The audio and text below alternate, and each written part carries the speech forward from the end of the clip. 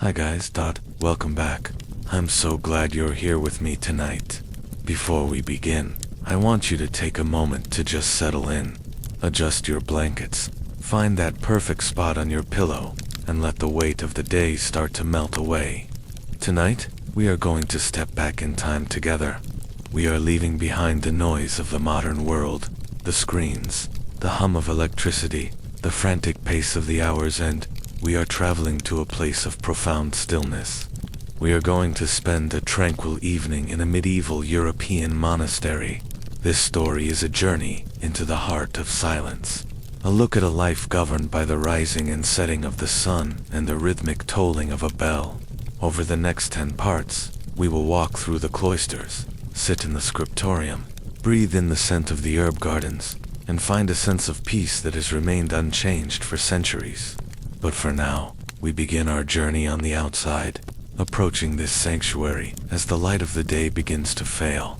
The sun is hanging low in the sky, a heavy, golden orb that seems to rest for a moment on the jagged spine of the distant mountains before it begins its final descent. You find yourself standing at the edge of a vast, ancient forest. The trees here are giant oaks and ashes that have stood for hundreds of years, their thick, gnarled roots reaching deep into the cool, dark earth like the fingers of a sleeping titan. The air is beginning to change. The warmth of the afternoon is being replaced by a crisp, refreshing coolness that rolls down from the highlands, carrying with it the scent of damp moss, pine needles, and the faint, sweet perfume of wild lavender. You begin to walk. Your boots, made of soft, worn leather, make a gentle, rhythmic sound on the narrow stone path that winds its way through the valley. This path is older than the monastery itself. It has been smoothed by the feet of thousands of pilgrims, merchants, and monks over the centuries. You can feel the slight unevenness of the stones beneath your feet, each one a silent witness to the passage of time. To your left and right, the rolling hills are draped in a mantle of deep, velvety green. In the fading light, the shadows in the hollows of the hills grow long and blue, stretching out across the grass like reaching arms. As you crest a gentle rise, the monastery finally comes into view, nestled in the protective embrace of the valley floor.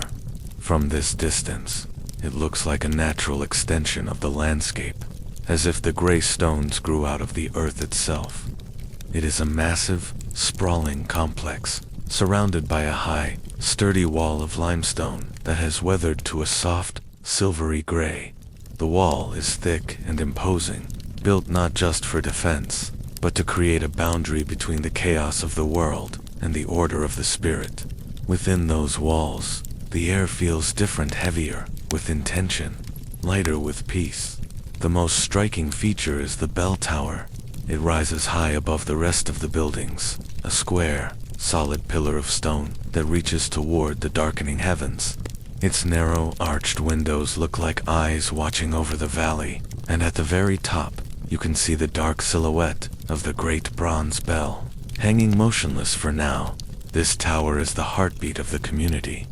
Its voice dictates every moment of a monk's life, calling them from sleep to prayer, from prayer to work, and from work back to the quiet of their cells.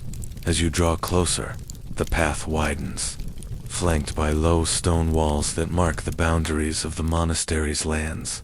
Here, the wild forest gives way to the careful stewardship of man. You pass through orchards where the branches of apple and pear trees are heavy with fruit, their skins glowing like jewels in the twilight. The scent here is intoxicating, the earthy smell of fallen leaves, mixed with the sugary aroma of ripening fruit. Further on, there are fields of grain, the golden stalks bowing low as the evening breeze ripples through them, creating a sound like the soft sighing of the sea. In these fields you see the monks. They are finishing their daily labors, moving with a deliberate, unhurried grace. They wear simple tunics, of course, undyed wool, tied at the waist with hempen ropes. Their hoods are pulled back, revealing faces that are calm and focused. They work in absolute silence. This is the labora of their aura, labora, the belief that manual work is a form of prayer, a way to honor the creation by tending to it with one's own hands. One monk is stooped over a row of cabbages, his weathered hands gently clearing away weeds. Another is leading a pair of great, heavy-set oxen back toward the barn, the only sound the slow, rhythmic clop-clop of their hooves and the creaking of the wooden yoke. There is a profound sense of purpose in their movements. In the medieval world, the monastery was much more than a place of worship. It was a beacon of light in a turbulent age. It was a library where the wisdom of the ancients was painstakingly preserved in ink and parchment. It was a hospital where the sick were healed with herbs and prayer. It was a sanctuary for the weary traveler and a school for the young. But above all, it was a place where time was measured not by ambition or greed, but by the eternal cycles of nature and the divine. The air is growing colder now, a deep, penetrating chill that makes you pull your cloak tighter around your shoulders. The sky has turned a magnificent shade of indigo, streaked with ribbons of violet and burning orange where the sun has finally dipped below the horizon. The first stars are beginning to blink into existence, tiny, cold sparks of light in the vastness of the firmament. You reach the great wooden gate of the monastery, a massive portal of solid oak reinforced with bands of blackened iron. It stands open, an unspoken invitation to enter and find rest. Beside the gate stands a small stone niche, and within it, a single candle flickers behind a pane of horn, its pale yellow light casting dancing shadows against the wall. You pause here for a moment, letting the silence of the valley wash over you. The sounds of the wild, the hoot of an owl, the rustle of a fox in the underbrush, seem to fade into the background, replaced by the indwelling quiet of the stone. You step through the gateway and into the outer courtyard. The transition is immediate. The wind, which had been whistling across the open hills, is suddenly cut off by the height of the walls. The air here is still and carries the faint, lingering scent of wood smoke from the kitchen fires and the sharp, clean smell of freshly cut stone. The courtyard is paved with large, flat flagstones, worn smooth by generations of footsteps. In the center stands a well, its wooden windlass casting a long, skeletal shadow across the ground. To your left are the guest houses and the stables, where the lowing of cattle and the occasional stamp of a horse's hoof provide a comforting, domestic background noise. To your right lies the heart of the monastery, the church, and the cloisters. The architecture is Romanesque, characterized by thick walls, sturdy pillars, and rounded arches that convey a sense of absolute permanence and security. There is nothing fragile about this place. It was built to endure, to stand as a fortress of peace. Against the storms of history, the monks are now making their way from the fields toward the cloister. They move in a single file line, their heads bowed, their hands tucked into their sleeves. There is no chatter, no clatter of tools. They move like shadows, their woolen robes whispering against the stones. As they pass, you feel the aura of their collective stillness. It is a silence that isn't empty. It is a silence that is full of contemplation, full of a shared understanding that transcends words. You follow them at a distance, your own footsteps slowing to match their deliberate pace. You find yourself noticing things you would usually overlook. The way the moonlight catches the dew on a spiderweb stretched across a corner of the gatehouse, the precise geometry of the stones in the wall, the way your own breath forms a faint, white mist in the cooling air. Your senses are sharpening, tuning into the frequency of this sacred space. As the last of the light fades from the sky, the great bell in the tower begins to stir. You hear the faint, metallic groan of the yoke as it begins to swing, and then, the first strike, bong. The sound is deep, resonant, and incredibly pure. It vibrates in the very air, a wave of sound that rolls out over the courtyard, through the walls, and across the darkening valley.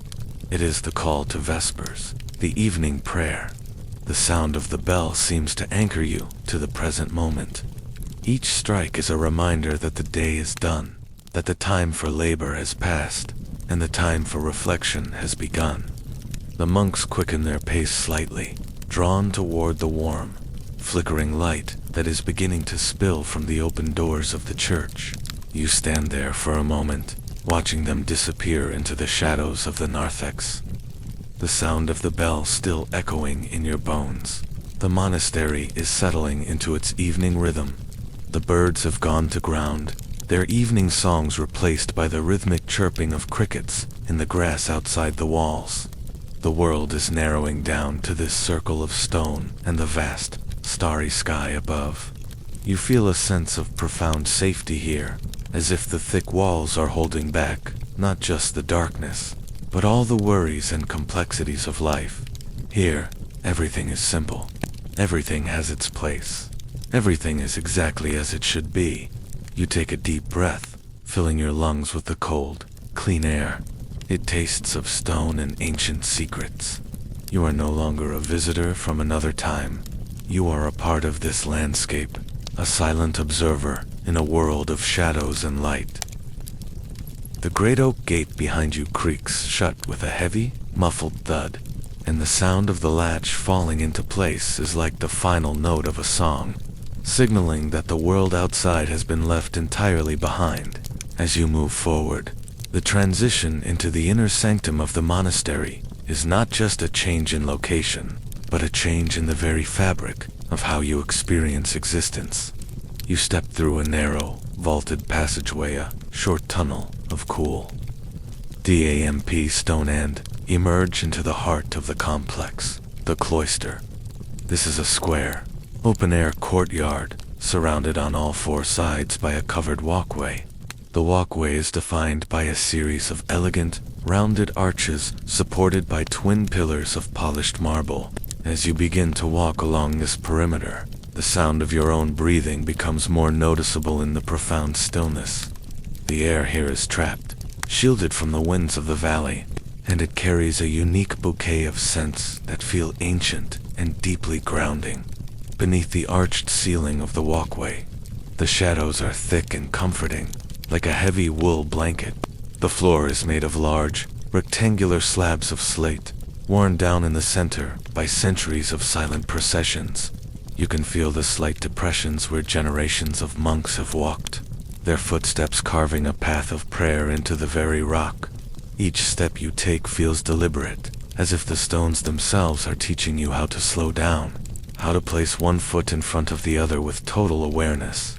To your right, through the open arches, lies the inner garden, the hortus conclusus.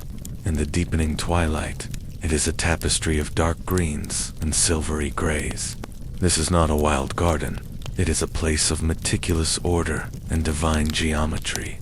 It is divided into neat, rectangular beds, each one bordered by low hedges of boxwood that have been trimmed so precisely they look like velvet ribbons.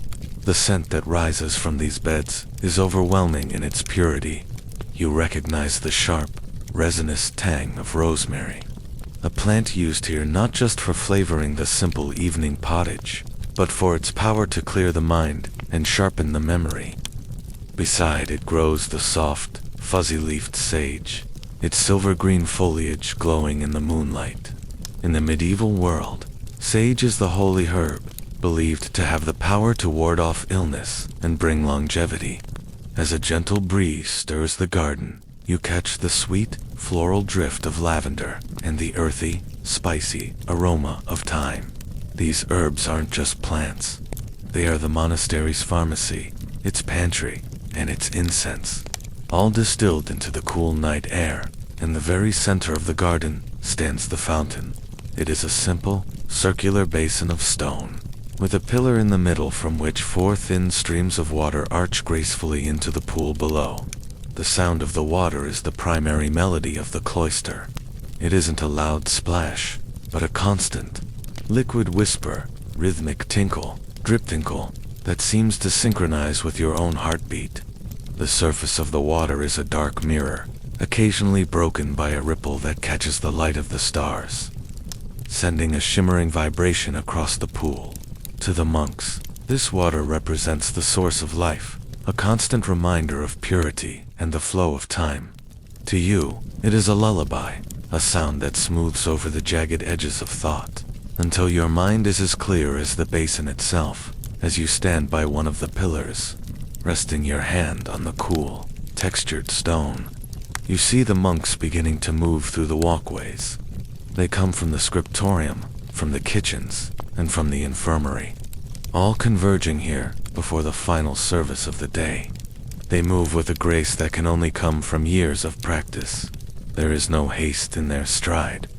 Their sandals make a soft, rhythmic shush against the slate, a sound so gentle it barely registers above the whispering fountain.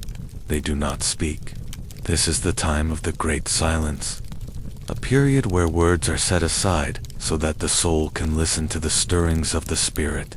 When they pass one another, there is no nod of the head, no meeting of the eyes.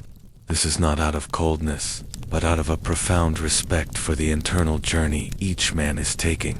Each monk is a world unto himself, yet they move together like the parts of a single oiled machine. This is the beauty of the monastic routine. Every action, from the way a robe is folded to the way a door is latched, is performed with the same level of care and presence. You begin to walk again, following the line of the arches. As you move deeper into the cloister, you notice that the quality of time here is fundamentally different from the world you know. Outside, time is a hunter, always chasing you, always demanding more. But inside these limestone walls, time is a slow-moving river. It doesn't feel like a succession of minutes and hours. It feels like a single, unfolding moment. There are no clocks ticking on the walls. Instead, time is measured by the lengthening of a shadow across the garden, the gradual cooling of the stone, and the rising of the moon over the bell tower. This slowness is infectious.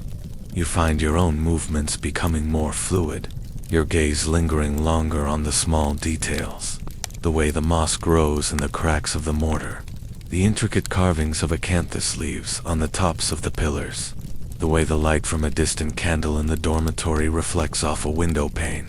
There is no need to hurry. There is nowhere else you need to be. The monastery provides everything necessary for the body and the soul, and in this realization, the urge to do simply evaporates, leaving only the peaceful state of being. You stop at a wooden bench tucked into a corner of the walkway, the timber dark and polished by years of use. As you sit, the wood feels solid and supportive, a physical manifestation of the stability that the monastery represents. From here, you can see the entire square of the cloister. The monks have mostly passed through now, leaving the garden to the moonlight and the shadows. The sky above the open courtyard is a deep, velvety indigo, so dark it looks like you could reach up and touch it. The stars are brilliant and steady, unaffected by the flickering lights of the human world. The architecture around you seems to breathe with the night. The heavy Romanesque arches don't just support the roof. They seem to hold the silence in place, protecting it from being shattered. You realize that this silence isn't the absence of sound, but a presence in its own right. It is a thick, rich medium that carries the scent of the herbs and the sound of the fountain directly into your senses. It is a silence that invites you to let go, to surrender the burdens of identity and history, and to simply exist as a part of this ancient rhythm. In the distance, you hear a door close, a soft, wooden clack that echoes slightly through the corridors. It is followed by the sound of a single pair of footsteps, slow and rhythmic. A monk is walking toward the church, carrying a small, iron lantern. The yellow light of the candle inside the lantern dances across the stone floor, creating long, spindly shadows that stretch and shrink with every step. As he passes, the faint smell of beeswax and warm tallow drifts toward you, a scent that is inextricably linked to the sacred spaces of the medieval world. The light of his lantern illuminates the texture of the walkway, the grain of the stone, the tiny fossils embedded in the limestone, the smooth patches where the rain has occasionally blown in and polished the surface. For a brief second, the monk's shadow falls across the fountain, and the water seems to glow with a golden hue before the light moves on, leaving the garden once more to the silver embrace of the moon. You find yourself closing your eyes for a moment, letting the sounds of the cloister wash over you. There is the low, constant hum of the wind high above the rooftops, a sound like a distant choir. There is the rhythmic dripping of the fountain. There is the occasional rustle of a bird nesting in the ivy that climbs the outer walls of the chapel. And beneath it all, there is a profound, humming stillness that seems to vibrate in the very marrow of your bones. Every breath you take feels deeper, more meaningful. You are breathing in the peace of the ages, the accumulated tranquility of 1,000 years of prayer and labor. The weight of your body on the bench feels good, a reminder of your connection to the earth. Your hands rest loosely in your lap, the fingers relaxed, the palms open. The tension that usually lives in your jaw, your forehead, and your chest has dissolved into the cool night air. You realize that this is the purpose of the monastery's design. The cloisters were built specifically to foster this state of minda, place where the physical and the spiritual meet in the middle of a garden. It is a space designed for transition, a bridge between the work of the day and the rest of the night. As you sit in this pocket of stillness, you feel yourself crossing that bridge. The concerns of the Dathafields, the tools, the long walks are fading into the background, becoming distant memories. What is real is the stone, the water, the herbs, and the silence. The moon has risen higher now, casting a sharp, white light into the center of the garden. The shadows of the pillars are etched onto the floor of the walkway like a row of dark sentinels. The silence seems to deepen even further, becoming more profound as the night progresses. You feel a sense of immense gratitude for this moment, for the opportunity to step out of the rushing current of life and stand on the solid ground of this sanctuary. The heavy, iron-studded oak door yields to the pressure of your hand with a slow, mournful groan of its hinges, a sound that seems to travel upward and disappear into the vast, dark rafters above. As you cross the threshold, the air changes instantly. The crisp, floral scent of the night garden is replaced by something much older, much denser. It is the breath of the church complex, layered aroma of centuries-old incense, the sweet, heavy scent of melting beeswax, and the cold, mineral smell of damp limestone. It is a fragrance that feels like it has been trapped here since the first stone was laid, a sacred perfume that signals to your body that you have entered a space where the rules of the outside world no longer apply. The interior of the chapel is a masterpiece of shadow and flickering light. In the medieval world, there are no bright, artificial glares to wash away the mystery of the night. Here, the darkness is a physical presence, soft and velvety, filling the high arched nave.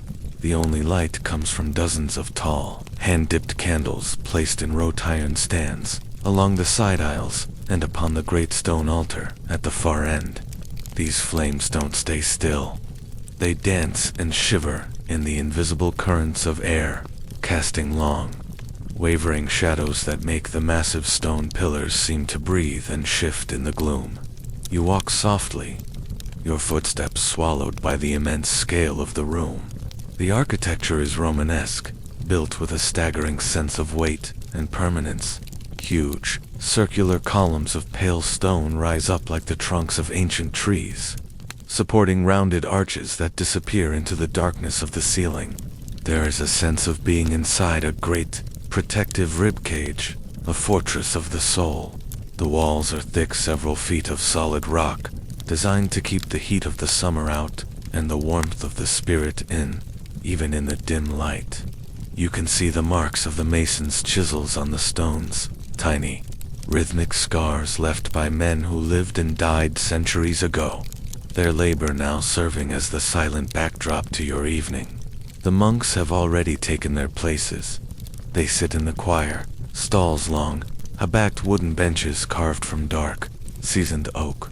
These stalls are arranged in two facing rows along the sides of the chancel, creating a space in the middle that feels like a canyon of shadows. The monks sit with their hoods pulled forward, their faces obscured, their hands tucked deep into their sleeves. They are motionless, statues of brown and gray wool, waiting for the signal to begin. This is the hour of Vespers, the evening prayer that marks the transition from the day's work to the night's rest. In the life of a monk, time is not a linear march toward a destination. It is a circle, a series of hours that repeat with the reliability of the stars. This routine, the divine office, is the skeleton of their existence. It doesn't matter if there is a war in the next valley or if the harvest is bountiful or meat. The bells will ring and the prayers will be said.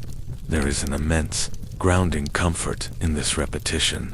It removes the burden of choice, the anxiety of what comes next, leaving the mind free to wander in the vast landscapes of contemplation. The final toll of the bell outside fades into a shimmering silence. For a long moment, the only sound is the soft hiss and pop of the candles and the distant, muffled hoot of an owl somewhere high in the belfry. Then, a single, clear voice rises from the shadows near the altar. It is the hebdomadary, the monk leading the service for the week. He intones a short, melodic phrase in Latin, his voice rich and steady, echoing off the stone walls. In agitorium meum tendo. God, come to my assistance. The response from the rest of the monks is immediate and breathtaking. It isn't a shout, but a low, rolling wave of sound that seems to rise up from the floorboards. Domini, ad adjuvando me, festina. O Lord, make haste to help me. The sound of their collective voices is what we call Gregorian chant, or it is a form of music that has no instruments, no complex harmonies, and no driving beat. It is a single, monophonic line of melody that flows like a river. As they begin the first psalm, the sound fills the entire chapel, vibrating in the very air you breathe. You can feel the low frequencies of their voices resonating in your chest, a gentle, humming vibration that seems to synchronize with your own nervous system. The rhythm of the chant is the rhythm of breath itself. There is no conductor, no metronome. The monks simply breathe together, their voices rising and falling in a natural, organic swell. It is a sound designed to calm, to soothe, and to elevate. In the absence of a sharp beat, your brain begins to let go of its analytical edge. The Latin words, even if you don't understand them, become a series of soft, rolling vowels and gentle consonants that wash over you like a warm tide. Loda, Jerusalem, Dominum. The monks divide into two groups, one side singing a verse, and the other side responding. This antiphonary style creates a beautiful, back-and-forth movement of sound, a conversational prayer that flows from one side of the choir to the other. It feels like a physical manifestation of balance, the inhale and the exhale, the light and the dark, the movement and the stillness. As you sit in a dark corner near the back of the nave, you watch the way the candlelight plays across the architecture. The flickering flames catch the edges of a carved capital on a nearby pillar, revealing the face of a stone lion or the delicate curve of a vine. Above the altar, a small stained glass window, high up in the apse, catches the faint, dying light of the moon. It glows with a deep ruby red and a brilliant sapphire blue. Jewels of light suspended in the blackness of the wall. The air in the chapel feels heavy, not in an oppressive way, but in a way that is profoundly stabilizing. The scent of the incense, frankincense, and myrrhs, stronger here. It is a dry, slightly spicy smell that seems to coat the back of your throat and slow your pulse. It is the smell of ancient rituals, a bridge between the physical world and the intangible. You watch a thin ribbon of blue smoke rise from a silver censer near the altar, curling and twisting as it climbs toward the vaulted ceiling, disappearing into the shadows like a whispered prayer. The routine of the service continues, a seamless blend of scripture, song, and silence. The monks stand and sit in perfect unison, their woolen robes making a soft communal rustle that sounds like the wind in the trees. They move with a deliberate slowness that reinforces the feeling that time has been suspended. In this space, there is no later. There is only this psalm, this candle, this breath. You find your eyes growing heavy as you listen to the steady, repetitive drone of the voices. The chanting acts as a powerful anchor for the mind. Usually, our thoughts are like wild birds, darting from one worry to the next. But the music of the monastery acts like a gentle hand, bringing those birds down to rest. The repetition doesn't feel boring. It feels like a deepening. Each verse of the psalm is a step further down a path of quietude. The medieval mind understood something that we often forget, that the human soul needs these periods of nothingness, these gaps in the noise of life. The chapel was built to be that gap. It is a physical void, a space cleared of the clutter of the world, so that something else can enter. As you sit there, the stone walls seem to grow even thicker, insulating you from everything. You are safe. You are tucked away in the heart of a mountain of stone, surrounded by a community of men whose entire lives are dedicated to this specific brand of peace. A younger monk, his head bowed, walks slowly toward the lectern in the center of the choir. He carries a heavy, leather-bound book, its pages made of thick, creamy vellum. By the light of a single, tall candle, he begins to read a short passage from the epistle. His voice is younger, slightly lighter than the others, but it carries the same unhurried cadence. The sound of the pages turning is a sharp, dry crack in the silence, a reminder of the thousands of hours spent in the scriptorium, hand-copying these very words by the light of a single wick. The reading ends, and the chapel plunges back into a period of profound, meditative silence. This is not the silence of an empty room. It is a full silence, charged with the collective focus of 30 men. It is during these moments that you can hear the heartbeat of the building itself, the subtle shifting of the stone, the faint sigh of the wind through the high windows, the rhythmic drip of water somewhere in the distance. The silence feels like a cool liquid, filling up the spaces between the pillars and pooling around your feet. You find yourself noticing the textures of your own the rough, cool grain of the stone wall behind you, the smooth, polished wood of the bench, the weight of your own hands resting on your knees. Your body feels incredibly still, as if you have become a part of the architecture itself. The boundary between you and the room seems to soften. You aren't just watching the service. You are part of the harmony. Then, the monks begin the Magnificat, the Song of Mary. This is the climax of the Vespers service, and the melody is more ornate, more soaring than the simple psalms that came before. The voices rise in a magnificent, unified arch of sound, echoing through the nave and into the transepts. It is a moment of pure, transcendent beauty, a sound that seems to lift the heavy roof of the church and open it to the stars. The light of the candles seems to brighten for a moment, reflected in the polished wood and the silver vessels on the altar.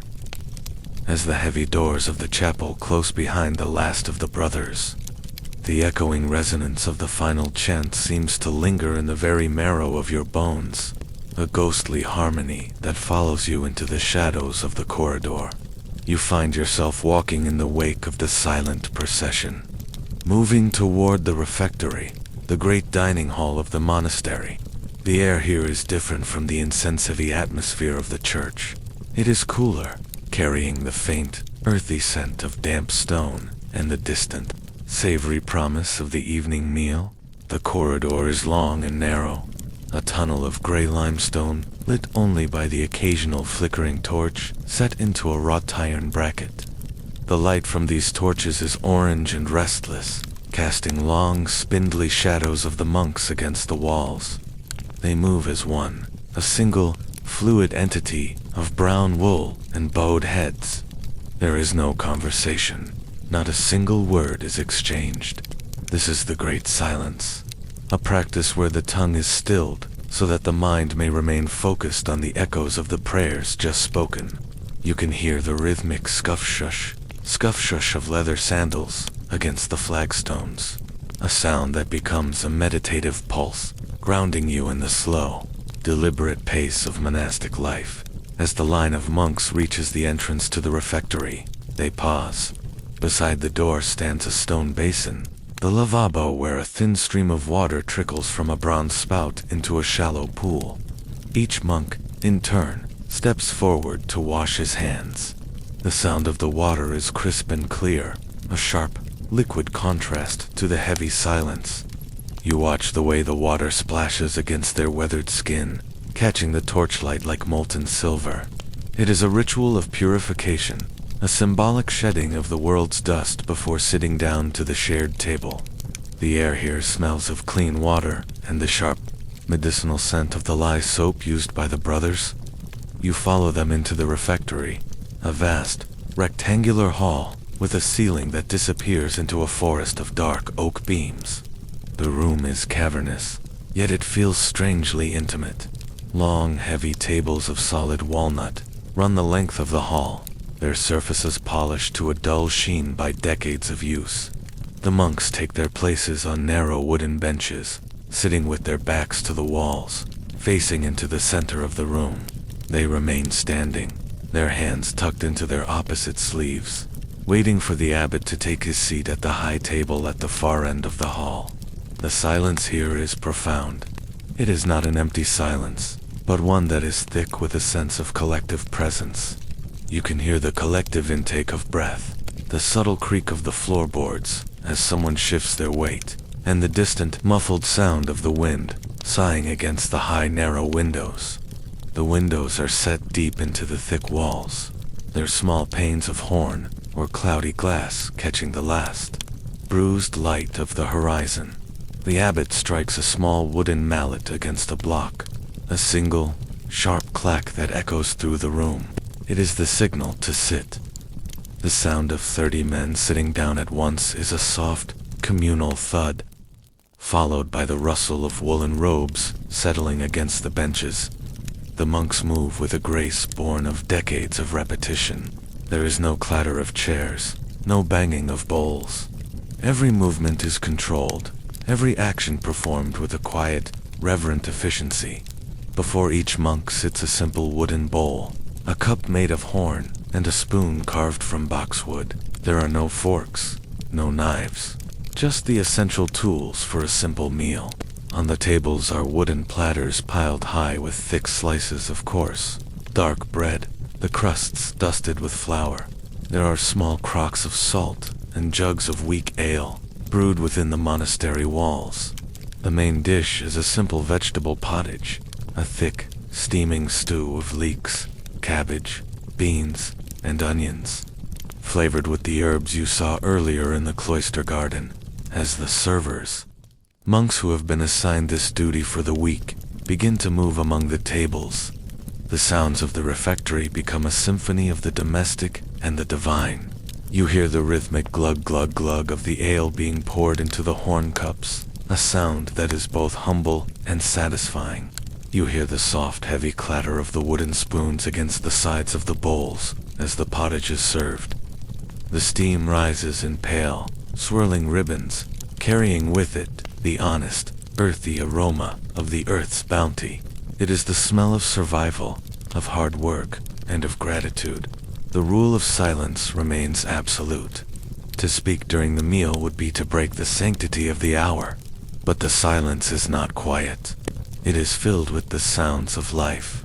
You hear the rhythmic tearing of the bread, the crusts snapping with a dry, satisfying sound. You hear the soft, liquid sound of the spoons dipping into the stew. You hear the sound of 30 men chewing and swallowing in a slow, synchronized rhythm.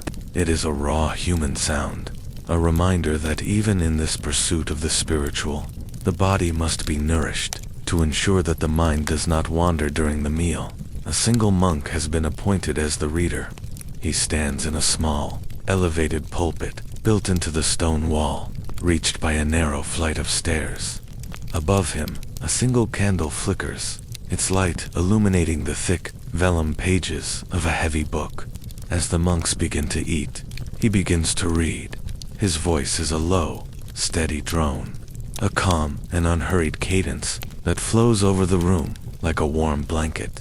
He reads in Latin, the language of the church, his voice rising and falling in a predictable, soothing pattern. You may not understand the words perhaps. They are from the life of a desert saint, or a passage from the Rule of Saint Benedict, but the meaning is secondary to the effect. The sound of his voice acts as a psychological anchor, a focal point that prevents the mind from drifting toward the worries of the past or the anxieties of the future. It is a vocal lullaby, a steady stream of sound that blends with the clinking of the spoons and the rustle of the robes. In omnibus igitur, omnis magis hegulo. The reader's voice is the only human speech in the room, and because of this, it takes on a weight and a texture that is mesmerizing. You find yourself focusing on the sound of his breath between the sentences, the way his voice resonates in the high rafters, and the rhythmic turning of the heavy pages. The parchment makes a dry, whispering sound as it is flipped, a sound that seems incredibly loud in the hushed hall. You watch the monks as they eat. Their eyes are cast down, focused on their bowls or on the grain of the wooden table. There is no glancing around, no searching for eye contact. Each man is alone in his thoughts, yet deeply connected to the brothers sitting beside him. This is the paradox of monastic life, the cultivation of the individual soul within the embrace of a rigid community. The meal is simple, and it is eaten with a speed that is neither rushed nor lingering. In the medieval monastery, food is viewed as a necessity, not a pleasure. Yet, in the way they handle the bread and sip the ale, there is a profound sense of respect for the nourishment they have been given. They eat every morsel, leaving nothing to waste. The bread is used to wipe the bowls clean. The wooden spoons are licked dry. As the meal progresses, the light in the refectory fades further. The shadows in the corners of the hall grow deeper and more impenetrable. The flickering candle in the pulpit becomes a beacon, casting the reader's shadow in a giant, distorted shape against the opposite wall. The darkness seems to press in against the windows, making the warmth and the light of the hall feel even more precious. You feel a sense of safety here, wrapped in the thick stone walls and the predictable rhythm of the ritual. The sounds of the meal begin to taper off. The jugs of ale are empty. The bread platters are cleared. The spoons are laid down beside the bowls with a series of soft, wooden clicks. The reader's voice continues for a few moments longer, finishing the chapter, and then he closes the book with a heavy, muffled thump. He bows his head in a moment of silent prayer, and then descends the stairs, his sandals echoing on the stone. The abbot strikes the mallet once more. Clack! The monks rise in unison. The sound of the benches being pushed back is a low, collective growl against the floor. They stand for a final, silent grace, their heads bowed. You can feel the stillness of the room deepening, the air growing heavy with the weight of the coming night. The meal has provided more than just physical sustenance. It has provided a period of transition, a communal pause between the labors of the day and the rest of the night. The servers begin to clear the tables, moving with the same silent efficiency as before. They stack the wooden bowls and platters, the sound of the wood on wood, a rhythmic domestic percussion. They carry the vessels toward the kitchens, their footsteps fading into the distance.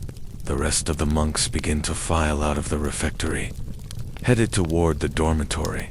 You follow them out into the corridor, but the air here feels different now. The torches have burned low, their light more dim and flickering. The great silence feels even more profound, even more absolute. The sounds of the monastery are changing. The domestic noises of the refectory, the clinking, the chewing, the pouring are being replaced by the vast, cold silence of the stone corridors and the sleeping earth outside. As you walk, you find yourself breathing in sync with the monks. The top of the stairs marks a final threshold, a transition from the communal spaces of prayer and labor into the most intimate sanctuary of the monastery. You step onto the long vaulted gallery of the dormitory. where the air is noticeably thinner and cooler than it was in the refectory below. Here, the great silence is no longer just a rule. It is a physical weight, a velvet curtain that has been drawn over the entire world. The gallery stretches out before you, a long corridor of shadows punctuated by the rhythmic placement of small arched doorways. Each door is made of simple, weathered planks of oak, their surfaces unadorned and silvered by the moonlight that filters through the high, narrow windows of the hall. As you follow the silent figures of the monks, you notice how they begin to peel away from the procession, each one stopping at a specific door. There is no searching, no hesitation. Each man knows his place, his small corner of the infinite. You watch as a door is pushed open. It makes no more sound than a sigh, and a brother disappears into the darkness within. One by one, the corridor empties, until you are left standing in the center of the gallery, surrounded by the quiet breathing of the building itself. You move toward one of the open doors, your footsteps light and cautious on the floorboards. The floor here is made of massive planks of chestnut, polished by centuries of bare feet and soft sandals until they are as smooth as river stones. As you step inside the cell, the world seems to shrink, but it does not feel small. It feels concentrated. This is the monk Selah's room, his workshop of the soul. It is a space designed for one thing, the encounter with the self and the divine in the absence of all distractions. The cell is sparse, even by medieval standards. The walls are of the same rough-hewn limestone as the rest of the monastery, their surfaces coated in a thin layer of white limewash that catches the moonlight and gives the room a ghostly, ethereal glow. There are no tapestries here, no rugs, no ornaments to catch the eye. The beauty of the room lies in its absolute simplicity, in the way every object has a purpose and a place. To your left, tucked into a corner, is the bed. It is little more than a wooden frame, low to the ground, corded with hempen rope to support a mattress of tightly packed straw. It is covered with a heavy, rectangular piece of coarse, dark wool, the same material as the monk's robes. As you reach out to touch the fabric, it feels thick and slightly scratchy, the kind of warmth that is honest and enduring. There is a faint, clean smell of dried summer grass and lanolin clinging to the bed, a scent that speaks of the fields and the sheep that graze on the monastery's hills. In this bed, there is no luxury, only the essential rest required to wake for the midnight prayers. Across from the bed stands a small, sturdy writing desk, or pulpit. It is built of dark wood, its surface angled slightly to catch the light from the single window. This is where the monk spends his hours of private study and meditation. On the desk sits a small unglazed clay pot for ink, a single goosefeather quill, and a small stack of parchment held down by a smooth, heavy stone. Beside these tools is the cell's only source of artificial light, a small tallow candle held in a simple iron spike. The monk who occupies this cell steps forward and strikes a flint. The sharp metallic clink-clink is the only sound in the room, followed by a tiny dancing spark that catches the wick. The flame is small and orange, a fragile point of light that immediately carves a circle of visibility out of the shadows. As the candle burns, it releases a faint, acorn-like scent of rendered animal fat, a humble smell that is synonymous with the nighttime hours of the Middle Ages. The light is not steady.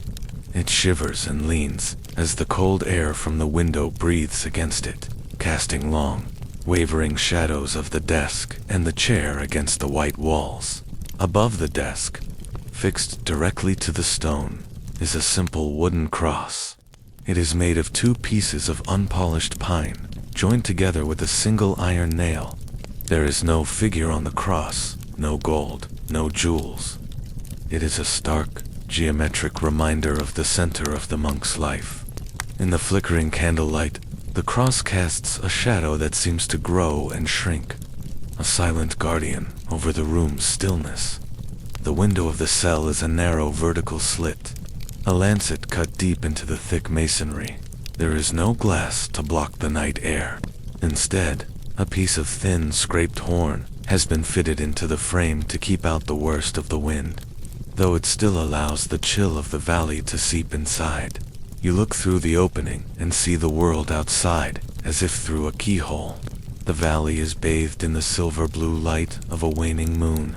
The forests look like a solid black sea, and the distant mountains are jagged silhouettes against the star-strewn firmament.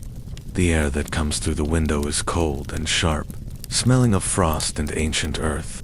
It acts as a constant reminder that while the monk is sheltered, he is not separate from the world of nature. There is a profound sense of solitude in this room, but it is entirely devoid of loneliness. In the modern world, we often fear silence and isolation, filling our spaces with noise and light to keep the void at bay. But here, the solitude is a chosen companion. It is a space that has been cleared of the clutter of the human ego. Sitting in this cell, you realize that the monk is not alone. He is part of a grand, invisible architecture of shared purpose.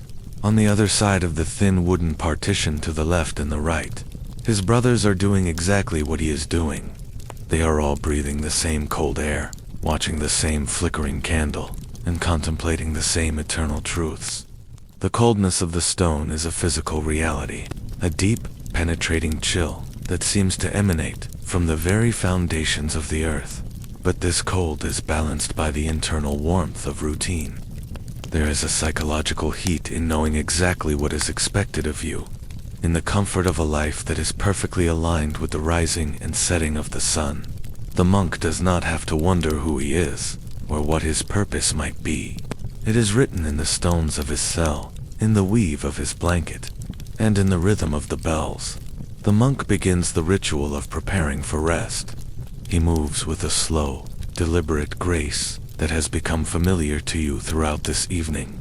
He removes his heavy outer cowl, folding it with precise, practiced movements and laying it across the foot of the bed. Beneath, he wears a simple, lighter tunic of linen. His movements are a form of prayer and themselves a liturgy of the ordinary. He does not rush. He does not fumble. Every action is performed with total presence, as if the act of folding a piece of wool is as sacred as chanting a psalm in the chapel. He sits for a moment on the edge of the straw mattress, his hands resting loosely on his knees. He gazes at the flame of the candle, his eyes reflecting the tiny, golden spark. This is the moment of the examine, the private reflection on the day that has passed. He is not judging himself, but simply observing the movements of his heart, the moments of peace, the moments of distraction, the labor in the fields, the taste of the pottage. He lets the day fall away, like a heavy cloak being shed. The silence in the dormitory is so absolute that you can hear the tiny, rhythmic pop of the candle wick as it burns. You can hear the distant, mournful creak of a timber in the roof as the building settles into the cold of the night. You can hear the sound of the monk's own breathing, slow, steady, and deep. It is a sound that anchors you to the present moment, a reminder of the simple, miraculous fact of life. The shadows in the cell seem to deepen as the candle burns lower. The whitewashed walls become a canvas for the imagination, the textures of the limestone creating maps of forgotten empires and celestial landscapes.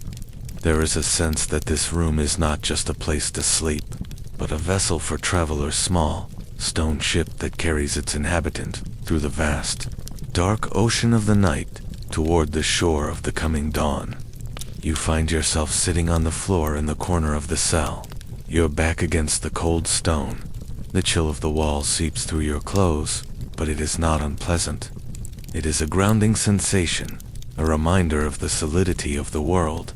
You feel a sense of immense peace wash over you, the complexities of your own life, the worries, the plans. The endless stream of thoughts have been reduced to this: a candle, a cross, a bed, and the silence. The monk leans forward and gently blows out the candle. The room is instantly plunged into a deep, velvety darkness, broken only by the pale, silvery light of the moon coming through the horn window. The scent of the extinguished wick, that sharp, smoky smell of hot tallow, lingers in the air for a few moments before being carried away by the draft. In the dark, your other senses sharpen. You feel the weight of the silence even more clearly. You hear the rustle of the straw as the monk lies down, the soft sigh of the wool blanket being pulled up, and then the return of the stillness. Outside, the monastery is a silhouette of silver and black. The great bell tower reaches toward the stars, a silent sentinel over the valley. The owls have stopped their calling, and the wind has died down to a faint whisper in the eaves. The world is asleep, but the monastery remains awake in its own quiet way. It is a house of watchmen, men who stand at the border of the day and the night, holding the space for the rest of humanity. The darkness that follows the extinguishing of the candle is not a void.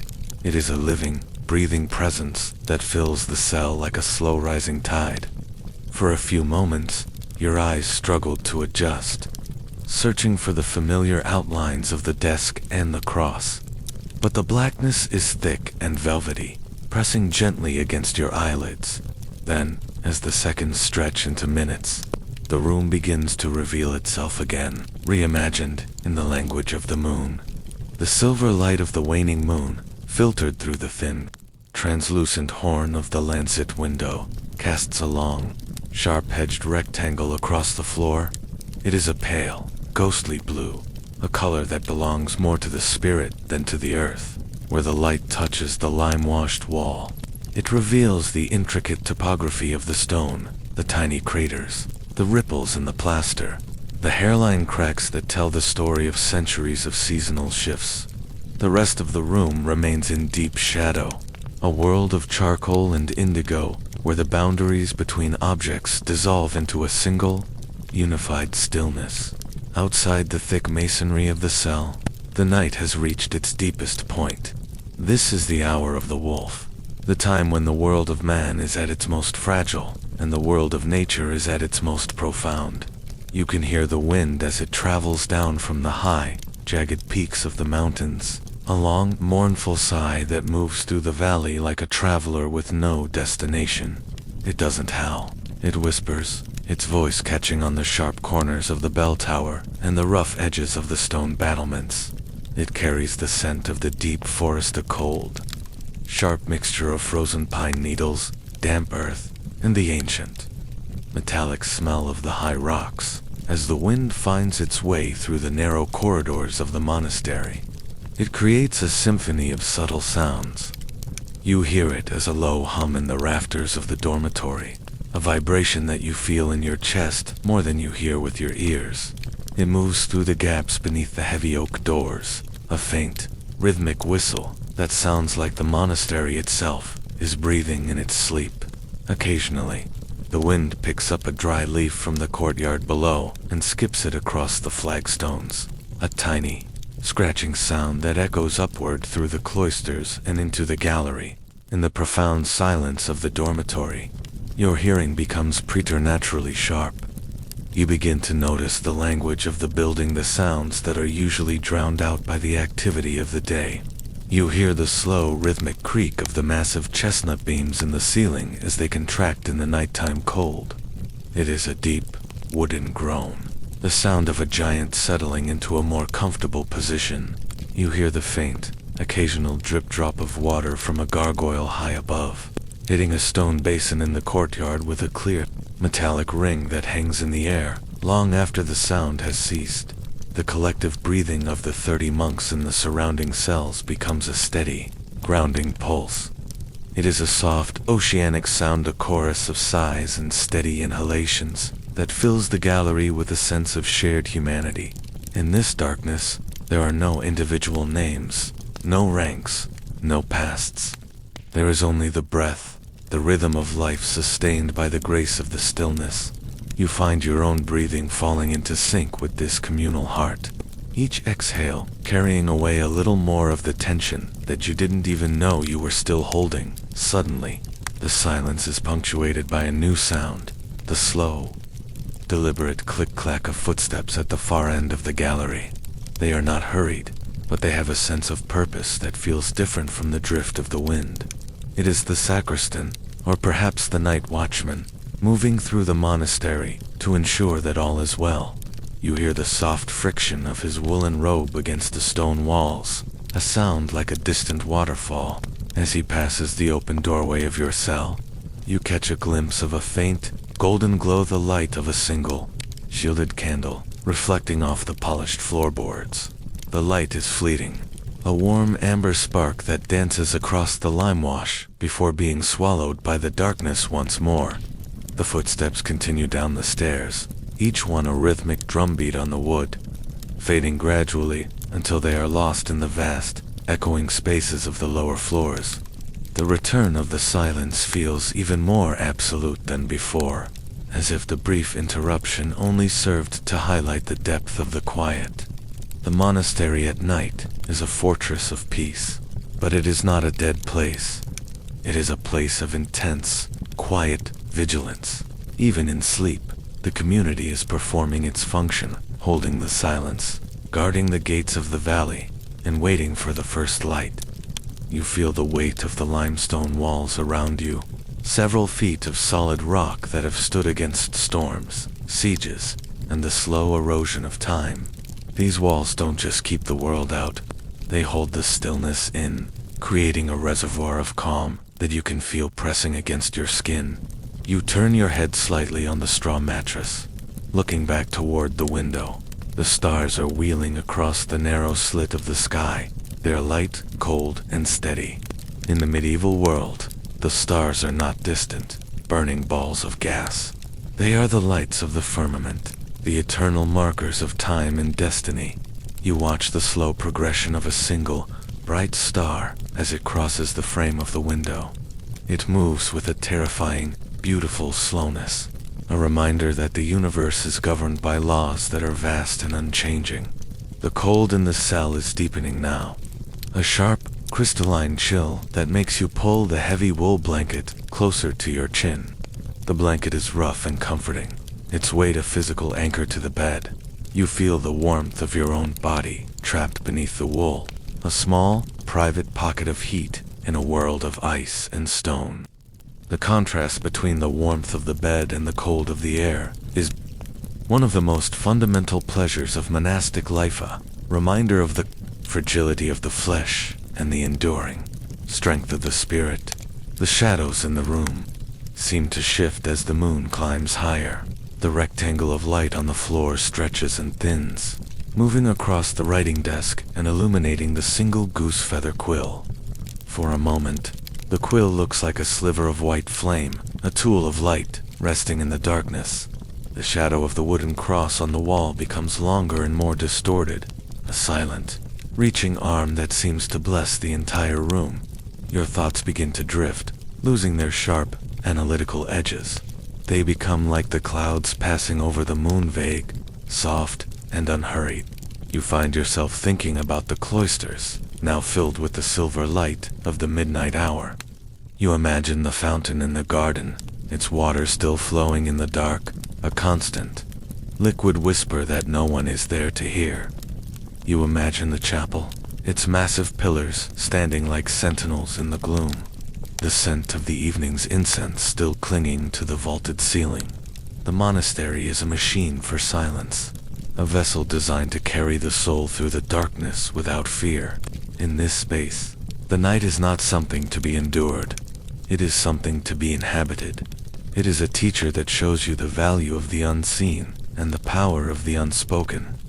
You realize that the great silence is not just a lack of words, but a state of being, a way of existing in the world without the need to constantly define, explain, or defend. As you lie there, the boundaries of your own identity seem to blur. You are no longer a traveler from another time. You are the stone, you are the wind, you are the breath of the sleeping monks. You are a part of the long, unbroken chain of stillness that has defined this valley for a millennium. The worries of your life, the things you thought were so important only a few hours ago, seem like distant, faded echoes, sounds from a world that you have long since left behind. A distant sound drifts in through the window, the low, rhythmic baying of a hound in some far-off village down the valley. It is a thin, lonely sound, a reminder that there is a world outside these walls, a world of labor, anxiety, and change.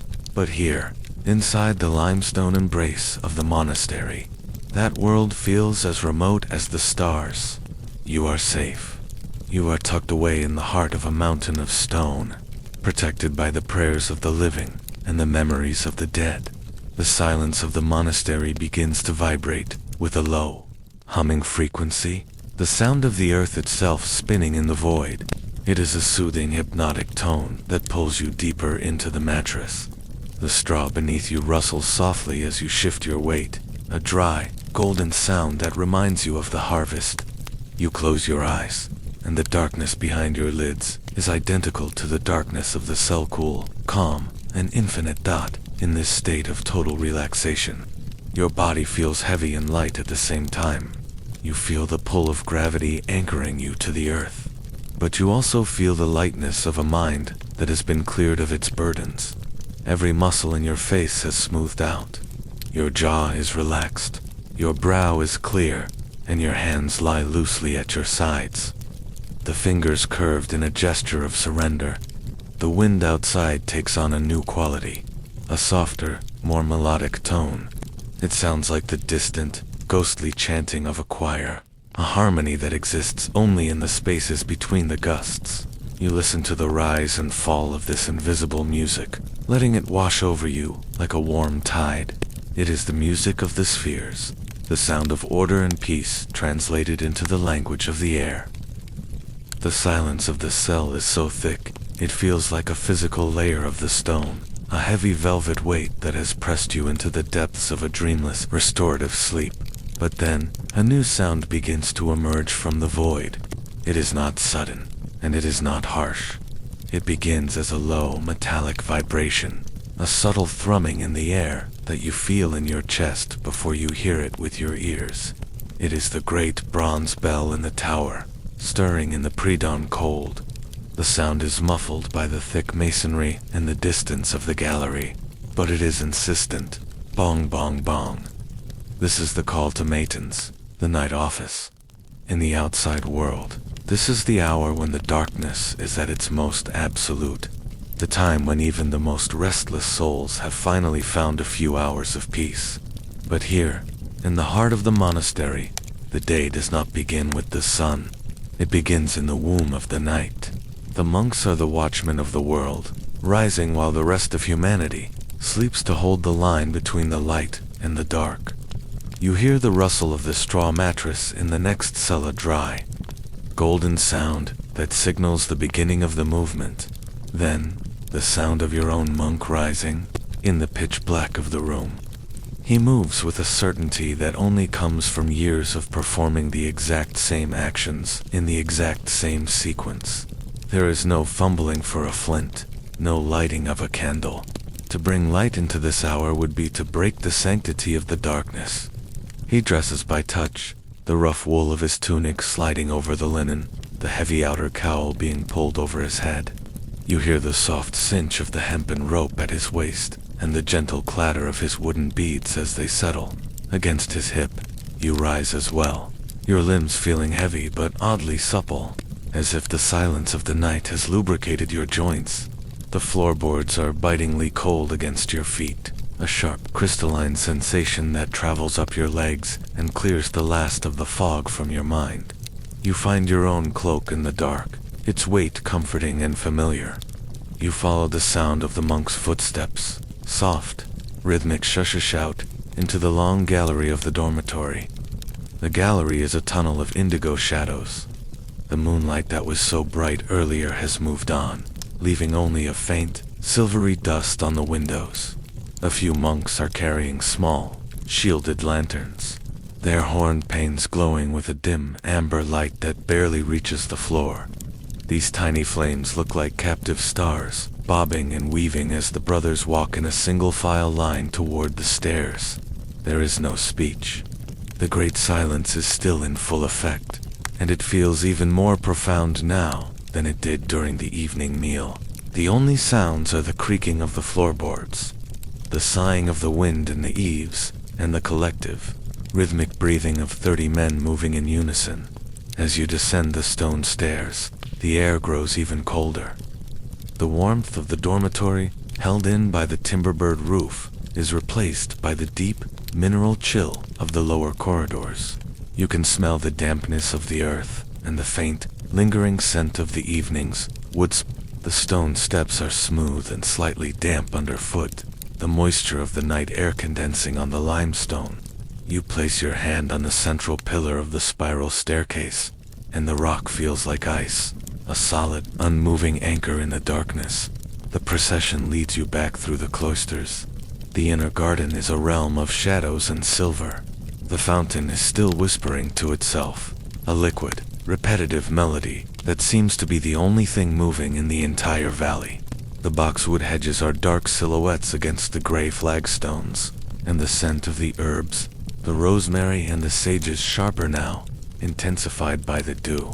The air is so still that you can hear the tiny plink of a single drop of water hitting the surface of the basin from a great height.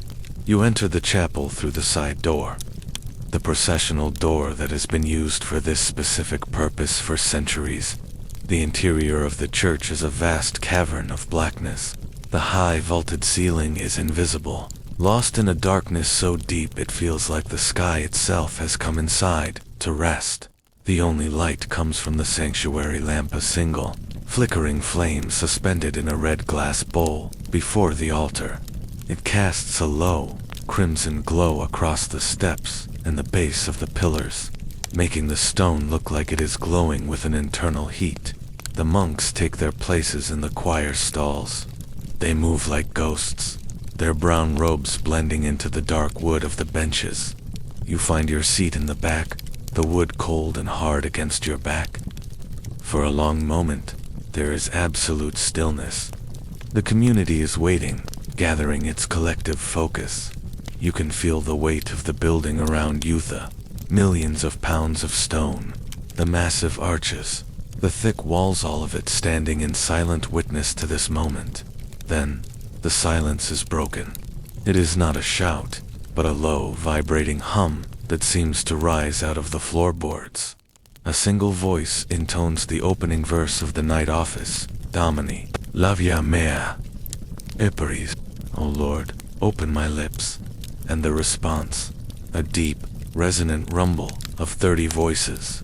Etos meum, anantia bet, lodum tuum, and my mouth shall proclaim your praise. The sound of the chant in the pre-dawn darkness is fundamentally different from the chanting of the evening. At Vespers, the voices were weary, but grateful, a sunset harmony. But at Matins, the voices are deep, gravelly, and heavy with the weight of the night. It is a subterranean sound, a music that feels like it is being pulled from the very roots of the mountain. There are no high, soaring melodies here. The chant stays in the lower registers, a rhythmic drone that pulses through the stone and into your bones. They begin the invitatory psalm, Psalm 94. The pace is slow, almost hypnotic. Between each verse, there is a long, intentional pause, a gap of silence, where the echoes of the Latin words are allowed to drift up into the rafters and fade away. This is the timelessness of the monastery. In this space, the year 1250 and the year you have left behind are the same. The rhythm of the prayers is a bridge that spans the centuries, a constant, unchanging heartbeat that defies the chaos of history. As you sit in the dark, your eyes begin to play tricks on you.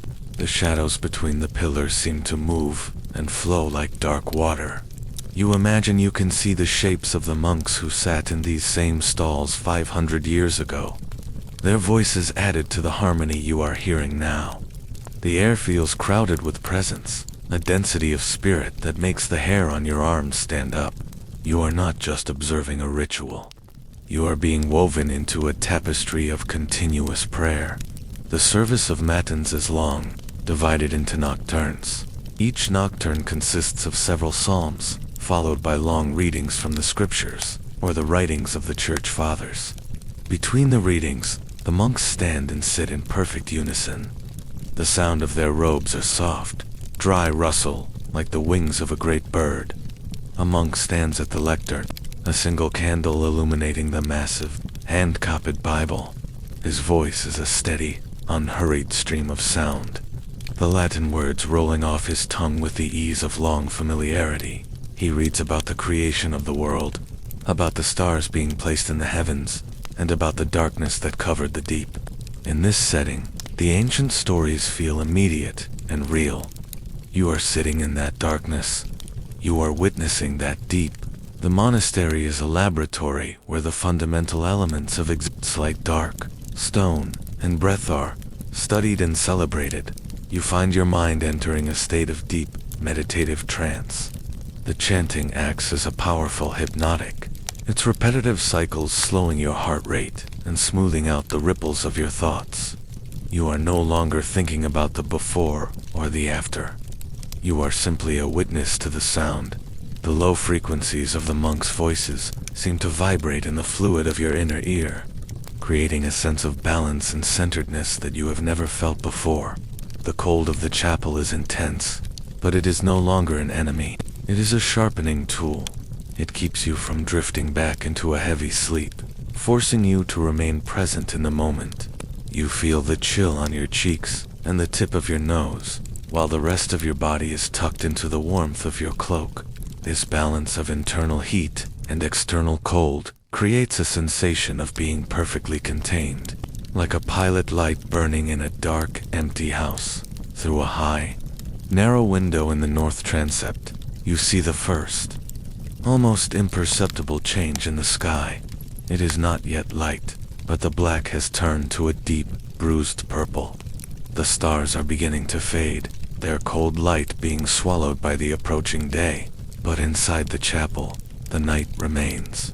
The candles have burned down slightly, their flames steady and unwavering in the still air. The monks begin the Te Deum, a grand ancient hymn of praise. The melody rises slightly here, gaining a bit of momentum as the service approaches its conclusion. The sound fills the nave, bouncing off the hard surfaces of the limestone and creating a shimmering web of resonance. You feel a sense of profound awe, not just for the music, but for the discipline of these men. Every night, regardless of the weather or their own fatigue, they rise to do this. They are the keepers of the rhythm, the anchors of the valley. The gray light of the pre-dawn hour is a soft, pervasive wash that seems to dissolve the sharp edges of the night, turning the monastery into a world of charcoal sketches and silver mist. As you stand in the arched shadows of the cloister, watching the first hints of color return to the lavender and rosemary in the garden, you feel a profound shift in your own awareness. It is a realization that has been growing within you since you first approached the gates at dusk. Here, time does not move in a straight line. It does not tick or chime with the frantic urgency of the world beyond these mountains. In the medieval mind, and especially within these limestone walls, time is a great slow-moving circle. It is a wheel that turns with the heavy, inevitable grace of the heavens. To the monks who walk these flagstones, time is not something to be spent, saved, or lost. It is something to be inhabited. It is a landscape they dwell in, as real and as tangible as the stone under their feet or the wool against their skin. Outside, in the cities and the courts of kings, men are beginning to experiment with gears and weights, trying to capture time in mechanical cages. But here, such things are unnecessary. The monk's clock is the sun, as it traces its path across the vaulted ceiling of the world. His minutes are measured by the length of a shadow as it crawls across the garden, inching its way from the base of a pillar toward the center of the fountain.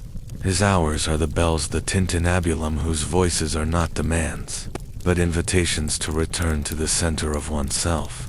As the indigo of the sky thins into a pale, translucent violet, you find yourself contemplating this liberation from the mechanical. Imagine a life where you never have to wonder what time it is.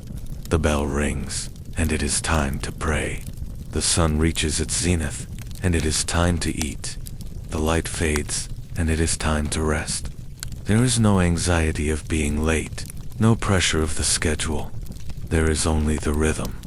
This rhythm is a cradle for the soul, a steady, pulsing beat that allows the mind to expand into the vastness of the eternal. You lean your head against the cool, textured surface of a marble column, watching the way the moisture of the night has turned the garden into a sea of diamonds. Every leaf, every blade of grass, and every petal of the wild roses is heavy with a single, clear drop of dew. As the light grows, these droplets catch the silver glow of the sky, shimmering like the eyes of 1,000 tiny spirits. The air is so still that you can hear the sound of a single drop falling from a boxwood leaf and hitting a stone with a tiny crystalline ping. In this stillness, a single second feels as vast as an hour. The monks perceive time not just through the day, but through the deep, slow breathing of the seasons. To them, the year is a liturgical dance, a circle of fasts and feasts that mirrors the death and rebirth of the earth itself. There is the season of the long shadows, the winter when the work is quiet and internal, performed by the flickering light of a tallow candle while the snow piles high against the gates. There is the season of the rising saptha, spring when the earth awakens and the labor in the fields becomes a frantic, joyful prayer of planting and hope. In this cycle, nothing is ever truly gone. The winter always leads to the spring. The night always leads to the dawn. This creates a sense of profound security. When you know that the cycle is eternal, the fear of the passing moment vanishes. You don't have to grasp at the present because the present is always returning. You are standing in a river that is always flowing but always the same. The night is now drifting toward the morning with a perceptible liquid movement. The blue hour has arrived at magical time when the world is neither dark nor light, but a shimmering, ethereal azure. The shadows in the corners of the cloister are no longer black. They are a deep, velvety navy. The stones of the walkway, which felt so cold and formidable in the dark, now appear soft and luminous, as if they are absorbing the coming light into their very grain. You hear the first bird. It is a solitary blackbird, hidden somewhere in the thick ivy that clings to the bell tower. Its song is a series of clear, liquid whistles that cut through the silence like a silver needle. It is the monk of the air, beginning its own matins. Soon, other voices join in the soft, rhythmic cooing of wood pigeons in the forest, the sharp, busy chirping of sparrows in the eaves. The sound does not break the silence. It completes it. It is the sound of the world waking up to the fact of its own existence. Philosophically, for the men who live here, there is a distinction between Chronos, the sequential, passing time of the world, and Kairos, the right, opportune, and sacred moment. The monastery is a place of Kairos. Every time the monks gather in the chapel, they are stepping out of the stream of history and into a space where all times are one. When they chant the same psalms that were chanted 1,000 years ago, they are literally standing beside those ancient voices. The past is not behind them. It is beneath them, like the very foundation stones of the church. As you walk slowly along the eastern gallery, you see the first true light of the sun hitting the very tip of the mountains that ring the valley. The peaks turn a brilliant, fiery orange, a color so intense it looks like the stone itself is burning. The light then begins to spill down the slopes, a slow, golden avalanche that chases the shadows away. It moves over the tops of the oaks, turning the forest into a canopy of gold, and finally, it touches the high windows of the monastery. The glass in those windows is not clear. It is thick, wavy, and filled with tiny bubbles. As the sunlight hits it, the rays are refracted into 1,000 different directions, scattering jewels of amber, ruby, and emerald across the floor of the nave. You watch this light as it enters the building, a silent, celestial invasion. It doesn't move quickly. It lingers on the edge of a carving. It warms the cold surface of a tomb. It illuminates the dust motes dancing in the air until they look like a cloud of golden bees. You realize that this is how the monks see their lives, as a gradual illumination. Each day is a small rehearsal for the final dawning of the spirit. The routine, the repetitive, almost boring cycle of bells and prayers is the friction that polishes the soul, removing the rough edges of the ego until it can reflect the light of the divine. There is a beauty in this repetition that the modern world often misses. We crave the new, the different, the exciting. But here, the same is the path to the eternal. The bells begin to stir again. This time it is for lauds, the morning prayer of praise. The sound is lighter, more joyful than the heavy, subterranean tolling of the night. It echoes off the mountains and rolls through the valley, calling the world to witness the return of the sun. The monks emerge once more from the shadows of the corridors, their movements now a bit more fluid as the light returns to the world. They don't look tired. They look like men who have traveled through the heart of a great mystery and returned with the secret of peace. You follow them toward the chapel, but you find yourself pausing at the entrance to the scriptorium. Through the open door, you see a long vaulted room lined with high desks. The morning light is flooding in through large south-facing windows, providing the illumination necessary for the most delicate work of the monastery. Here, time is literally being preserved. You see the parchment, the skin of sheep and calves, stretched tight, waiting to receive the word. You see the pigments made of crushed lapis lazuli, malachite, and gold leaf, glowing in their small jars. In the scriptorium, a single year might be spent on a few dozen pages. A lifetime might be dedicated to a single volume. This is the ultimate expression of the monastery's relationship with time. Why hurry? If a book is to last for 1,000 years, what does it matter if it takes 10 years to finish? The work is performed with a level of detail that borders on the miraculous, tiny, intricate vines that wind around a single capital letter, hidden faces in the margins, colors that will remain vibrant long after the hand that applied them has turned to dust. As you stand there, the smell of the room reaches you, a mixture of old leather, dried ink, and the sharp, vinegary scent of the chemicals used to prepare the parchment. It is the smell of thought made physical. You feel a sense of immense calm watching the empty desks. Soon the brothers will sit here in their own pools of sunlight, their quills scratching a rhythmic scritch-scritch across the vellum, a sound that is the very heartbeat of history. The night has fully surrendered to the day now. The valley is filled with a soft, golden haze, the mist rising from the river and the damp earth as the sun warms them. The monastery has finished its night watch and is entering its day work, but the feeling of stillness remains. The light has not brought noise. It has only revealed the depth of the quiet. You find yourself sitting on the steps of the fountain, the stone now slightly warmer to the touch. You look at the water, which is a clear dancing blue in the sunlight. You think about the world you came from, a world of deadlines, of saving time, of the constant pressure to be productive. From this vantage point, that world feels like a fever dream, a frantic and unnecessary struggle. Here, you are productive simply by existing. You are serving the universe by being a witness to its beauty. The monks have taught you, without saying a word, that the greatest achievement is not to do, but to be as steady as the stone, as rhythmic as the bell, and as patient as the seasons. As you stand there by the fountain, the transition from the deep, internal quiet of the night to the first, tentative stirrings of the day feels like a slow, rhythmic exhalation of the earth itself.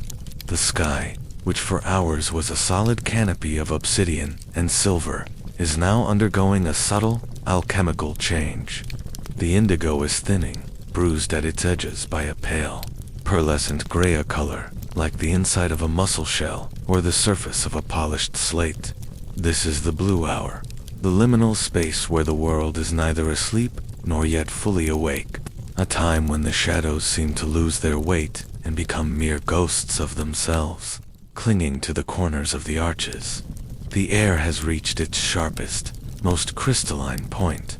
It is no longer just cold, it is active, a living presence that brushes against your skin with a purity that feels like a benediction.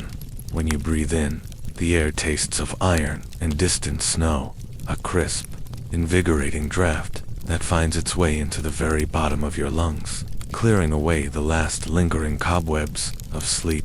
You can see your own breath forming a soft, white mist that hangs for a second in the still air before dissipating into the gray, a tiny, personal cloud that marks your presence in this ancient sequence. The monastery is beginning to stir, but it is a movement so gentle, so respectful of the fading silence, that it feels more like a dream than a reality. High above, from one of the square chimneys of the kitchen, a thin ribbon of pale blue smoke begins to curl upward toward the lightning heavens.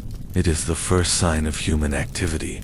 The kitchener or a lay brother has risen even earlier than the others to coax the sleeping embers of the great hearth back into life.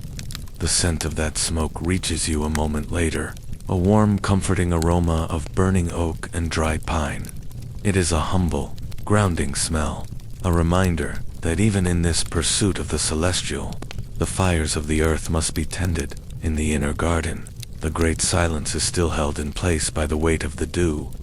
The moisture has turned the world into a landscape of silver. Every blade of grass in the small lawn is a tiny emerald spear tipped with a diamond. The boxwood hedges, which were solid black walls only an hour ago, are now revealing their intricate textures, the small waxy leaves coated in a fine, shimmering mist. The fountain in the center remains the heartbeat of the cloister, its liquid whisper now sounding a bit brighter, a bit more urgent, as it catches the first, diffused light of the coming sun. You find yourself watching the edges of the stone pillars. The Romanesque capitals, carved with their stylized leaves and mythical beasts, are being slowly reclaimed from the darkness. The light doesn't hit them so much as it gradually reveals them. The gray stone turning from a deep charcoal to a soft, luminous dove gray. You can see the tiny lichens that cling to the rock, their pale greens and oranges beginning to glow in the pre-dawn gloom. There is a sense of immense slow-motion drama in this revelation, the world being born anew, stone by stone, leaf by leaf. Then, the first bird speaks. It is a solitary black bird, hidden deep within the thick, ancient ivy that cloaks the northern wall of the refectory. Its voice is a single, clear, liquid note that hangs in the air for a heartbeat, a question asked of the silence. A moment passes, and then another note follows, a sliding, melodic phrase that feels like a silver needle stitching the earth to the sky. Soon, the answer comes from across the courtyard, a thrush, then a robin, then the busy, rhythmic chirping of the sparrows in the eaves of the Scriptorium. This is the dawn chorus, but at this early hour, it is still hushed, a sleepy rehearsal for the full symphony to come. The birds aren't singing for an audience. They are singing to wake themselves, to greet the return of the light that they, in their small, instinctive wisdom, knew would always come back. You stand perfectly still, letting the layer upon layer of birdsong wash over you. It is a sound that doesn't break the peace of the monastery. It deepens it, providing a natural harmony to the rhythmic dripping of the dew from the gutters. You hear a soft, muffled sound from across the cloister, the thud of a heavy wooden door being closed with extreme care. A monk emerges from the shadows of the southern walkway. He is the cellarer, or perhaps the gardener, heading out to the workshops before the rest of the community gathers for the morning service. He moves with a slow, deliberate pace, his head bowed, his hands tucked into his sleeves. He is like a shadow moving through shadows, his woolen robe a dark, indistinct shape against the gray stones. He stops for a moment by the kitchen entrance, and you hear the faint, metallic clink of a bucket handle. These are the sounds of the monastery's domestic life, sounds that have been repeated every single morning for hundreds of years. The shush of a broom across the flagstones, the creak of a well windlass, the distant, muffled lowing of a cow in the stables beyond the walls. These are the small, rhythmic beats that make up the day's foundation.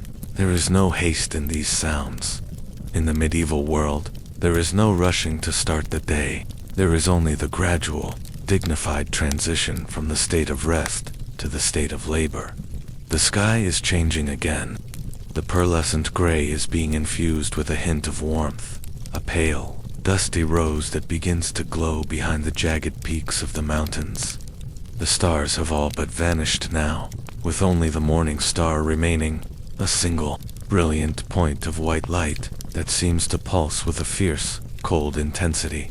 The valley below the monastery is filled with a sea of white mist, a soft, billowing carpet that hides the river and the forest, leaving the monastery floating like a stone island in a world of clouds. As the light increases, you notice the way the architecture of the cloisters seems to expand. The arches feel taller, the pillars more slender. The deep, heavy silence of the night is being replaced by a silence that is lighter, more expectant. It is the difference between a sigh and an intake of breath. You feel a sense of profound calm, a sleepy, comfortable alertness that makes you want to linger in this moment forever. Your own body feels heavy and relaxed, the cool air keeping you present, while the rhythm of the monastery keeps you anchored in a state of tranquility. The tension of your previous life, the worries of your own time, are completely absent here. You are a part of the stone, a part of the light, a part of the blackbird's song. There is no before and there is no after. There is only this specific, fragile moment of the dawn. You walk slowly toward the scriptorium, your footsteps making a faint, dry sound on the flagstones. The stones are still cold, but you can feel the promise of the sun in them. Passing the open door of the kitchens, the smell of the wood smoke is stronger now, and you catch the first, faint hint of baking bread, the earthy, yeasty aroma of the morning's simple loaves being prepared. It is a smell that speaks of safety, of community, and of the simple, honest grace of the earth's fruits. Beside the scriptorium, a small herb garden is tucked into a sunny corner that catches the first rays. Here, the scents are beginning to wake up as the frost melts. The sage, the thyme, and the rosemary are releasing their oils into the damp air. A sharp, medicinal perfume that cuts through the sweetness of the wood smoke. You reach out and brush your hand against the stalk of rosemary, and the scent clings to your skin, a resinous, pine-like aroma that feels ancient and invigorating. The monastery is now truly beginning to breathe. You hear the distant sound of more doors opening and closing, the soft, collective murmur of the brothers as they prepare for lauds, the service of praise for the rising sun. But the voices are still low, still part of the great silence that will only be fully broken by the chanting in the chapel. The movements are like a slow-motion dance, a choreography of devotion and routine that has been perfected over generations. You find a small stone bench near the entrance to the cloisters, a seat that has been worn smooth by the habits of countless monks who have sat here to watch the same dawn. As you sit, the stone is bitingly cold, but you welcome it. It is a grounding sensation, a reminder of the physical reality of this sanctuary. You look out over the wall, toward the mountains. The rose color has deepened into a burning orange, and the very tip of the highest peak is suddenly struck by a single, blinding ray of gold. The light travels down the mountain at a visible pace, a golden avalanche that sweeps away the purple shadows and turns the mist in the valley into a glowing, ethereal fire. The tops of the oaks in the forest are illuminated one by one, their leaves turning into a canopy of jewels. And then, finally, the light reaches the monastery. It hits the bell tower first, turning the gray limestone into a pillar of flame. Then it moves down, over the roof of the chapel, through the high windows of the dormitory, and finally spills into the cloister garden. The change is miraculous. The dew-covered lawn becomes a sea of glittering light. The fountain becomes a column of liquid crystal, and the shadows of the pillars are etched onto the floor in long, dramatic lines. This is the moment of the resurrectio, the daily rebirth of the world. In the medieval mind, this is not just a meteorological event. It is a sacred mystery. The light has returned. The darkness has been defeated. The world is given another day of grace, another opportunity to labor and to pray. You feel the warmth of the sun on your face, a gentle, golden touch that seems to melt away the last remnants of the night's chill. The sun has finally cleared the jagged teeth of the eastern mountains, and the world is no longer a collection of silver ghosts and blue shadows. The monastery is now bathed in a full, radiant dawn of light, so pure and uncompromising that it seems to wash the very weight from the stone walls. This is the moment when the blue hour surrenders to the gold, and the valley below the monastery awakens in a slow, magnificent swell of color. The mist that filled the hollows like a sea of milk is beginning to thin and rise, caught in the warming hands of the sun, drifting upward in long, lazy ribbons that vanish into a sky of pale, infinite turquoise. From your position in the cloister, you watch as the light moves across the interior of the courtyard. The shadows of the pillars, once long and dramatic, are shortening, drawing closer to the base of the marble columns as the sun climbs its invisible ladder. The garden is no longer a secret realm of indigo. It is a vibrant tapestry of living color. The sage is a dusty, silvery green. The rosemary is a deep, resinous emerald. And the first roses of the season are opening their petals, revealing hearts of soft pink and burning crimson. The dew has not yet vanished. It clings to the edges of the leaves, each droplet acting as a tiny liquid prism that scatters the morning light into 1,000 miniature rainbows. The air has lost the sharp, icy edge of the midnight hours. It is now a soft, breathing warmth that carries the scent of the monastery's awakening life. You can smell the earth as it warms, a deep, musky fragrance of damp soil and ancient roots. You can smell the pine forest that surrounds the walls, releasing its spicy, resinous perfume into the breeze, and through the open doors of the refectory and the kitchens. The aroma of the morning is unmistakable, the sweet, toasted scent of baking bread and the earthy, bitter smell of the grain-based brew the brothers will share for their first light meal. The bells are ringing again, but the sound has changed once more. This is the call to prime, the first of the daylight hours. The strikes are soft, melodic, and unhurried, a rhythmic voice that doesn't demand attention so much as it anchors the soul to the present. The sound rolls out over the valley, a golden vibration that seems to harmonize with the sound of the river far below. It is a sound of continuity. It is the sound of a promise kept. It tells the valley, and it tells you, that the world is in its right place, and that the order of things remains unshaken. You see the monks moving toward the chapel for this short morning service. They are no longer the shadowy figures of the night office. In the full light of the morning, you can see the textures of their lives, the coarse weave of their brown habits, the frayed edges of a hempen belt, the way their skin has been weathered by the sun and the wind of the mountains. They move with a quiet, centered energy. There is no morning rush here. There are no frantic plans or anxious glances at the horizon. They walk with the same deliberate grace they have maintained since dusk, a pace that suggests they have all the time in the world. Because, in the monastery, they do as they enter the chapel.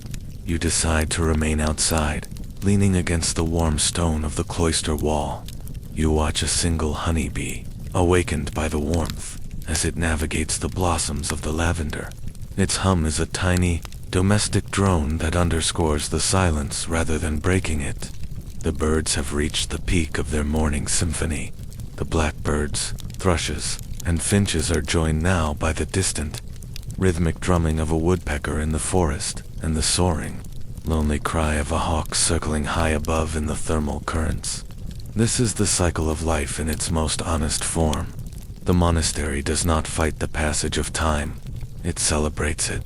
To live here is to understand that the dawn is not a beginning and the dusk is not an ending, but merely different movements in a single, eternal song.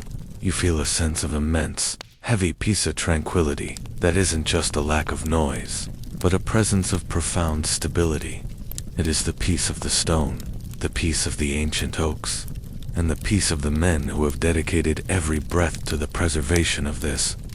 Stillness, you find your thoughts drifting to the scriptorium, which is now flooded with the full, white light of the morning.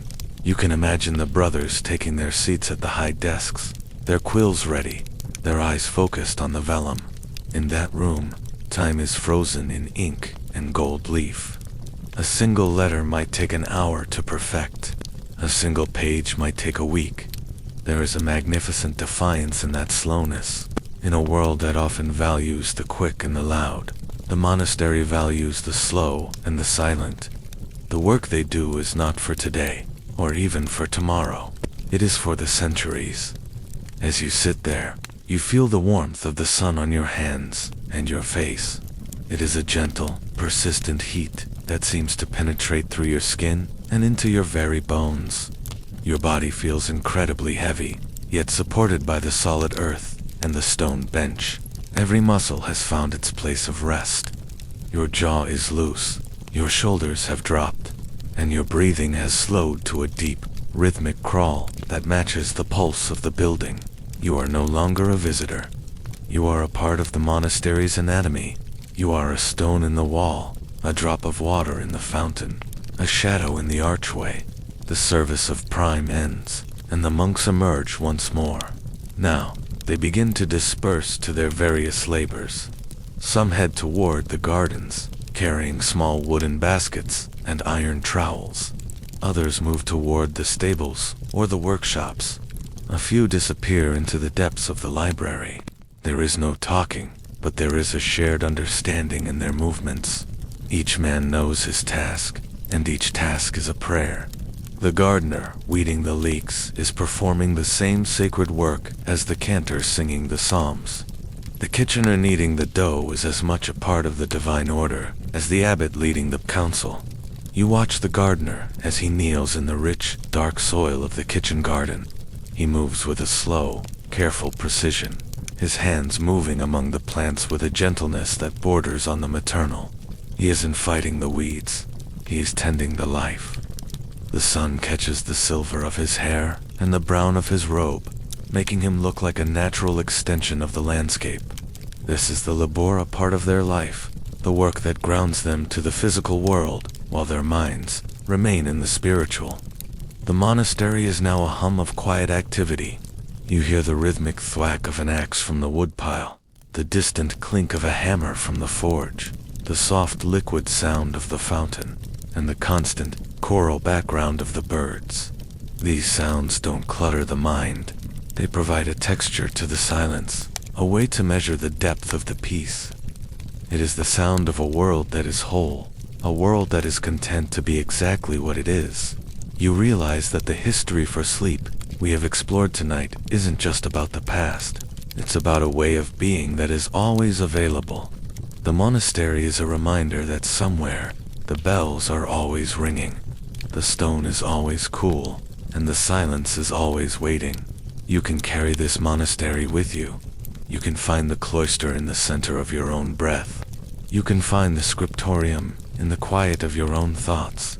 The light in the courtyard is now a brilliant, unmoving white. The mist in the valley has completely vanished, revealing the vibrant green of the meadows and the silver ribbon of the river as it winds its way toward the distant sea. The world is wide and bright, but the monastery remains a protected pocket of stillness. The walls, thick and gray, hold the peace in like a precious liquid. You feel a sense of completion wash over you.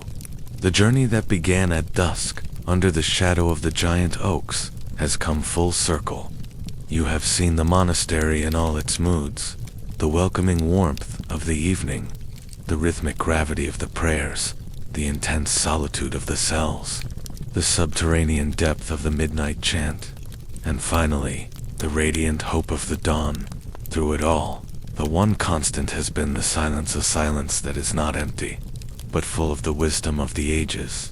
As you prepare to let your own story fade into this stillness, you take one last look at the bell tower. It stands tall and resolute against the sky, a monument to the endurance of the spirit. The bronze bell is silent for now, waiting for the next hour to strike, but its vibration still seems to hang in the air, a phantom note that resonates in your heart. The routine will continue. This evening, the sun will set again, the shadows will lengthen, and the monks will gather once more to sing vespers. The great silence will descend, the candles will be lit, and the cycle will begin anew. This is the true comfort of the monastery, that it doesn't change. It is an anchor in the shifting sands of time, a place where the eternal is always present.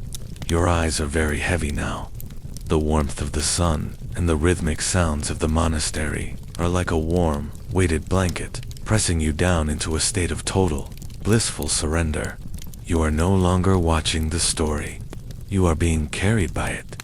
The images of the stone arches, the flickering candles, the green herbs, and the golden light are beginning to blur, merging into a single, unified feeling of safety and peace.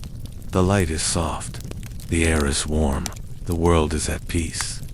You let out one final, long, slow breath, feeling the last bit of consciousness dissolve into the tranquility of the morning. You are exactly where you belong. You are at rest. You are in the silence. You are home.